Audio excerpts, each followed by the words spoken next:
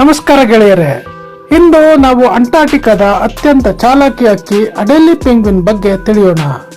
ಈ ಪೆಂಗ್ವಿನ್ಗಳು ನೋಡಲು ತುಂಬಾ ಮುದ್ದಾಗಿ ಮತ್ತು ಸೌಮ್ಯವಾಗಿ ಕಾಣುತ್ತವೆ. ಆದರೆ ಇವುಗಳ ಅಸಲಿ ಬುದ್ಧಿ ಕೇಳಿದರೆ ನೀವು ಖಂಡಿತ ಆಶ್ಚರ್ಯ ಪಡ್ತೀರಾ.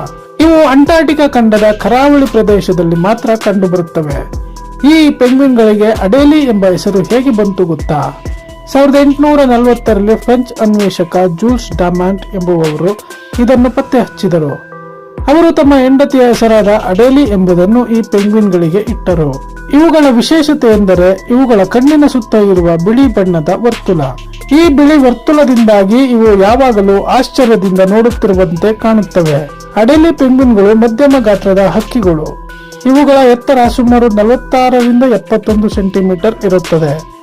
ಇವುಗಳ ತೂಕ ಸಾಮಾನ್ಯವಾಗಿ 3ರಿಂದ 6 ಕೆಜಿ ವರೆಗೆ ಇರುತ್ತದೆ.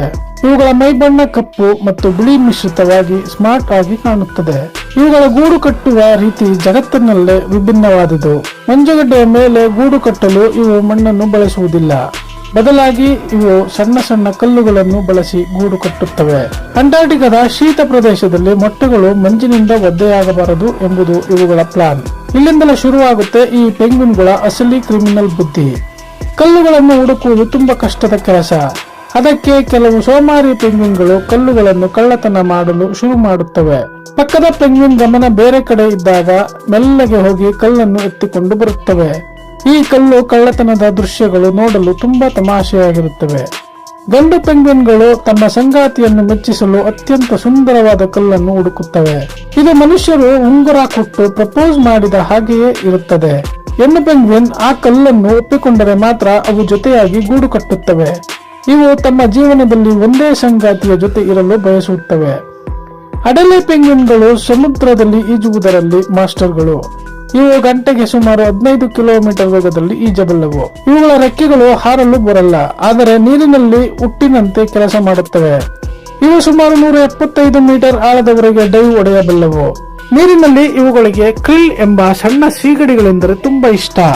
ಜೊತೆಗೆ ಸಣ್ಣ ಮೀನುಗಳನ್ನು ಮತ್ತು ಸ್ಕ್ವಿಡ್ ಗಳನ್ನು ಕೂಡ ಇವು ಬೇಟೆಯಾಡುತ್ತವೆ. ಬೇಟೆಯಾಡುವಾಗ ಇವು ಗುಂಪಾಗಿ ಹೋಗಲು ಇಷ್ಟಪಡುತ್ತವೆ. ನೀರಿಗೆ ಜಿಗಿಯುವ ಮುನ್ನ ಇವು ಒಂದು ತಂತ್ರ ಹೂಡುತ್ತವೆ. ನೀರಿನಲ್ಲಿ ಲೆಪಾರ್ಡ್ ಸೀಲ್ ಎಂಬ ಶತ್ರು ಇರುತ್ತೆ ಎಂದು ಇವುಗಳಿಗೆ ಚೆನ್ನಾಗಿ ಗೊತ್ತು. ಅದಕ್ಕೆ ಇವು ತಡದಲ್ಲಿ ನಿಂತು ಒಬ್ಬರನ್ನೊಬ್ಬರು ತಳ್ಳಿಕೊಳ್ಳುತ್ತವೆ. ಯಾವುದಾದರೂ ಒಂದು ಪೆಂಗ್ವಿನ್ ಮೊದಲು ನೀರಿಗೆ ಬಿದ್ದರೆ ಅದು ಸುರಕ್ಷಿತವಾಗಿದೆ ಎಂದು ನೋಡುತ್ತವೆ. ಮೊದಲ ಪೆಂಗ್ವಿನ್ ಮೇಲೆ ಸೀಲ್ ದಾಳಿ ಮಾಡದಿದ್ದರೆ ಉಳಿದವರೆಲ್ಲ ಒಟ್ಟಿಗೆ ನೀರಿಗೆ ಜಿಗಿಯುತ್ತಾರೆ. ಇವುಗಳ ಈ ಬುದ್ಧಿವಂತಿಕೆಯನ್ನು ಕಂಡು ವಿಜ್ಞಾನಿಗಳೇ ದಂಗಾಗಿದ್ದಾರೆ. ಭೂಮಿಯ ಮೇಲೆ ಇವುಗಳು ನಡೆಯುವ ರೀತಿ ಎಲ್ಲರನ್ನೂ ನಗಿಸುತ್ತದೆ. ಇವು ಕೆಲವೊಮ್ಮೆ ಹೊಟ್ಟೆಯ ಮೇಲೆ ಮಲಗಿ ಮಂಜಿನ ಮೇಲೆ ಜಾರುತ್ತವೆ. ಹೀಗೆ ಜಾರುವುದು ಇವುಗಳಿಗೆ ವೇಗವಾಗಿ ಚಲಿಸಲು ಸಹಾಯ ಮಾಡುತ್ತದೆ. ಅಡೆಲಿ ಪೆಂಗ್ವಿನ್ಗಳು ತುಂಬಾ ಧೈರ್ಯಶಾಲಿ ಹಕ್ಕಿಗಳು. ಇವುಗಳಿಗೆ ಭಯ ಎಂಬುದು ಸ್ವಲ್ಪವೂ ಇಲ್ಲ ಎಂದು ಹೇಳಬಹುದು.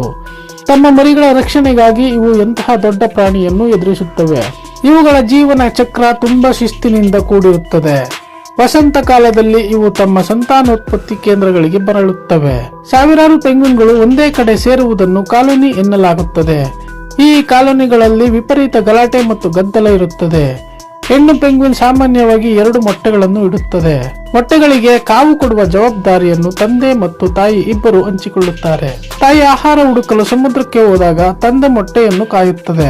ತಂದೆ ಪೆಂಗ್ವಿನ್ ವಾರಗಟ್ಟಲೆ ಆಹಾರವಿಲ್ಲದೆ ಮೊಟ್ಟೆಯನ್ನು ಬೆಚ್ಚಗೆ ಇಡುತ್ತದೆ. ಮರಿಗಳು ಹುಟ್ಟಿದ ನಂತರ ಅವುಗಳ ಮೈ ಮೇಲೆ ಬೂದು ಬಣ್ಣದ ಮೃದುವಾದ ಕೂದಲಿರುತ್ತದೆ.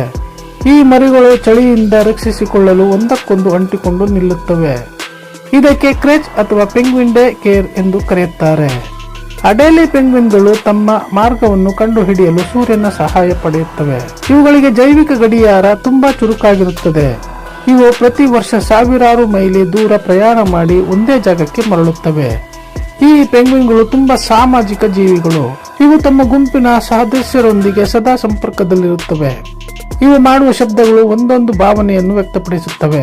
ಅಂಟಾರ್ಟಿಕಾದ ಹವಾಮಾನ ಬದಲಾವಣೆ ಇವುಗಳ ಮೇಲೆ ಕೆಟ್ಟ ಪರಿಣಾಮ ಬೀರುತ್ತಿದೆ. ಮಂಜುಗಡ್ಡೆ ಕರಗುತ್ತಿರುವುದರಿಂದ ಇವುಗಳ ವಾಸಸ್ಥಾನಕ್ಕೆ ತೊಂದರೆಯಾಗುತ್ತಿದೆ.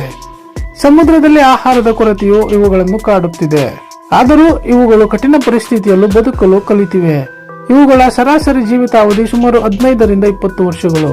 ಅಡೆಲಿ ಪೆಂಗ್ವಿನ್ಗಳು ಪರಿಸರ ಸಮತೋಲನದಲ್ಲಿ ಪ್ರಮುಖ ಪಾತ್ರ ವಹಿಸುತ್ತವೆ. ಇವುಗಳನ್ನು ಅಂಟಾರ್ಟಿಕಾದ ಇಂಡಿಕೇಟರ್ ಸ್ಪೀಸಿಸ್ ಎಂದು ಕರೆಯುತ್ತಾರೆ. ಅಂದರೆ ಇವುಗಳ ಸಂಖ್ಯೆ ಕಡಿಮೆಯಾದರೆ ಪರಿಸರದಲ್ಲಿ ಏನೋ ತೊಂದರೆ ಇದೆ ಎಂದರ್ಥ. ನೀವು ಅಡೇಲಿ ಪೆಂಗ್ವಿನ್ಗಳ ಕಳ್ಳತನದ ವಿಡಿಯೋಗಳನ್ನು ಇಂಟರ್ನೆಟ್ ಅಲ್ಲಿ ನೋಡಬಹುದು. ಅವುಗಳು ಮಾಡುವ ತುಂಟಾಟಗಳು ನಿಜಕ್ಕೂ ಮನರಂಜನೆ ನೀಡುತ್ತವೆ.